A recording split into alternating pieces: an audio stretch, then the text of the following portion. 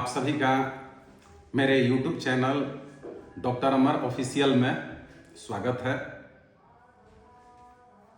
मेरे इस चैनल के तमाम वीडियोज ज्ञानवर्धन एवं मनोरंजन से भरपूर है। आप इसे देखिए और लाइक शेयर सब्सक्राइब कीजिए।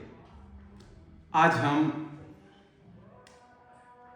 एक हिंदी पाठ्यपुस्तक से मुंशी प्रेमचंद की एक प्रसिद्ध कहानी पूस की रात का वर्णन करेंगे। मुंशी प्रेमचंद एक महान कहानीकार और उपन्यासकार थे, जिनका जन्म 31 जुलाई 1880 ईस्वी को उत्तर प्रदेश में वाराणसी के पास लमही नामक ग्राम में हुआ था। इन्होंने अपने जीवन में प्राइवेट ट्यूशन किया, अध्यापकी किया, जिला बोर्ड की सब इंस्पेक्टरी की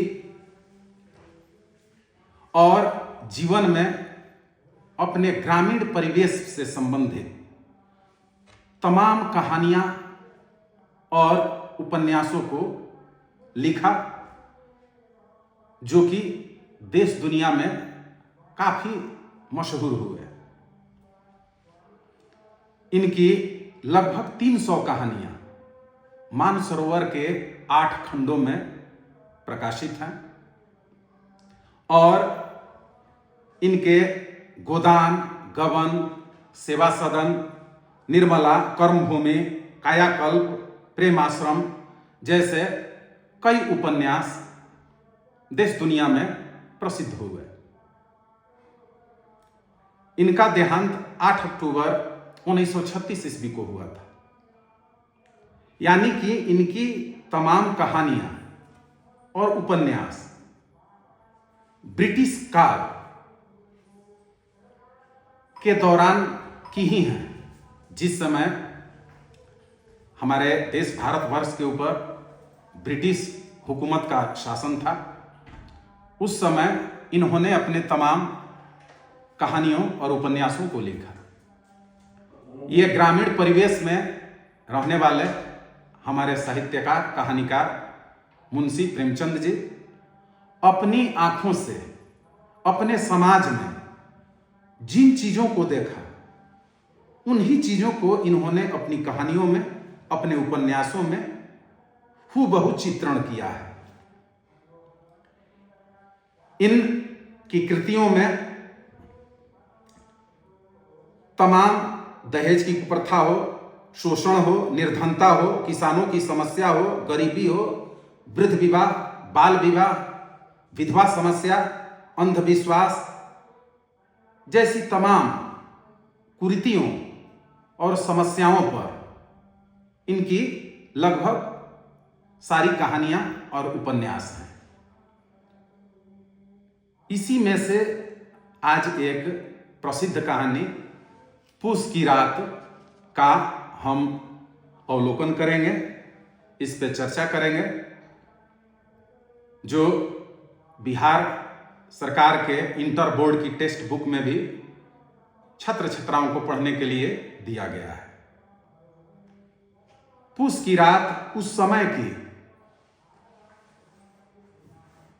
गरीब किसान की समस्या का चित्रण करती है। कहानी में हल्कू नामक किसान की गरीबी और इसकी समस्या का चित्रण मुंशी प्रेमचंद ने बखूबी किया है। गरीबी के कारण हल्कू किसान ठंड से बचाव के लिए जो कंबल खरीदने के लिए अपना 3 रुपया बटोर के रखा हुआ था, जब सहना महाजन अपने उस पैसे को वापस मांगने के लिए आता है, जो कि हल्कू ने उस सहना महाजन से कर्ज लिया था, तो विवश होकर उसे वह पैसा देना पड़ता है। किसी तरह वो उस समय 3 रुपया उस हल्कू किसान ने जाड़े से बचाव के लिए कंबल खरीदने के लिए बटोर करके रखा हुआ था। लेकिन जो कर्ज देने वाला सहना था, वो महाजन, वो आकर उसके दरवाजे पर जब काफी हो हल्ला करने लगा तो बेबस होकर हल्कू और उसकी पत्नी मुन्नी उस पैसे को किसी तरह दे करके उस कर्ज से अपना पिंड छुड़ाते हैं और भगवान भरोसे ये रहते हैं कि अब आगे सोचा जाएगा कि कंबल कैसे आएगी, जाड़ा से बचाव कैसे होगा। कहानी आगे बढ़ती है। फसल पक के तैयार हो गई है तो जंगली जानवरों से बचाने के लिए हल्कू खेत पे पूस की उस ठंड सर्द रात में सोने के लिए जाता है। खेत में उस सर्द के महीने में पूस की रात में ठंडी पछुआ हाड़ कंपाने वाली सर्द हवा चल रही है और किसी तरह ठंड से बचाव करता हुआ वह हल्कू अपने कुत्ते जबरे के साथ उस परिस्थिति में डटा हुआ है। जब ठंड बर्दाश्त से बाहर होती है तब हल्कू अपने कुत्ते जबरे को लेकर बगल के पेड़ों के पास पेड़ों की गिरी हुई पत्तियों को इकट्ठा करता है। इकट्ठा करके उससे आग जलाता है। आग जलने के पश्चात उसे कुछ राहत मिलती है।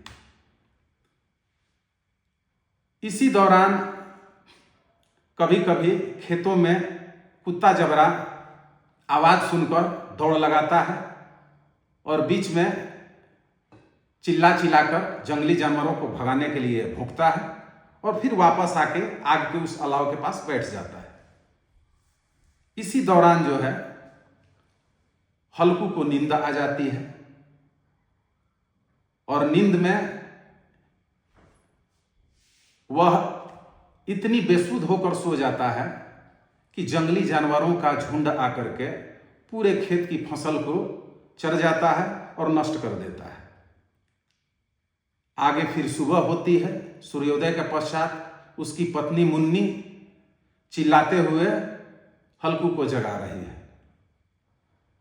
हल्कू उठता है और उसकी पत्नी चिल्ला रही है खेत का नजारा दिखा के कि रात में सारे जंगली जानवरों का झुंड जो है खेत की फसल को चर के बर्बाद कर चुका है और हल्कू किसी तरह सोया हुआ रह गया और उस फसल को बचा नहीं पाया। उसकी पत्नी मुन्नी काफी गुस्से से चिल्ला रही थी। उस स्थिति में हल्कू पेट दर्द का बहाना भी कर रहा है कि पेट दर्द के चलते हम सो गए ताकि मुन्नी की कड़वी बातों का उसे सामना न करना पड़े।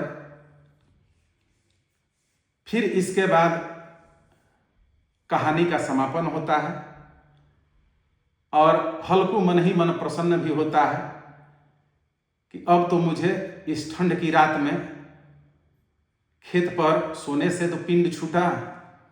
आगे हम भले ही किसानी न सही मजदूरी करके किसी तरह हम अपना पेट पालेंगे और देखेंगे मुझे इस खेत पर इस भयानक ठंड रात में जो असहनीय थी सोना तो नहीं पड़ेगा।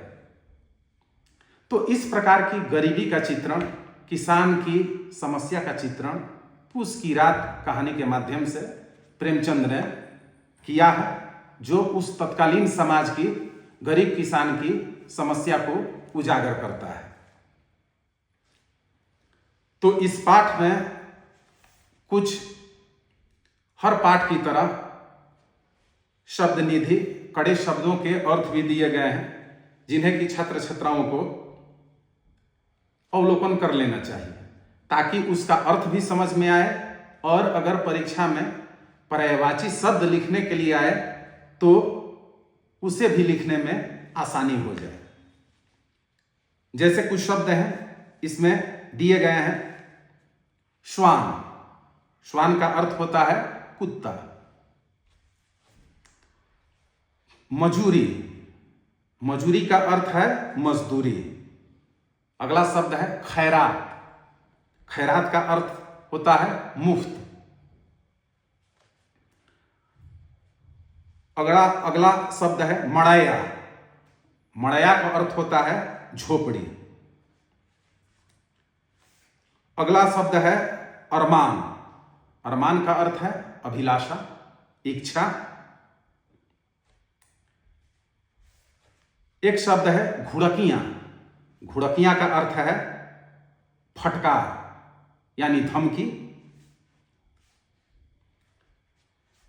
फिर एक जगह एक शब्द है असुझ, असुझ का मतलब बेवकूफी, ना समझी।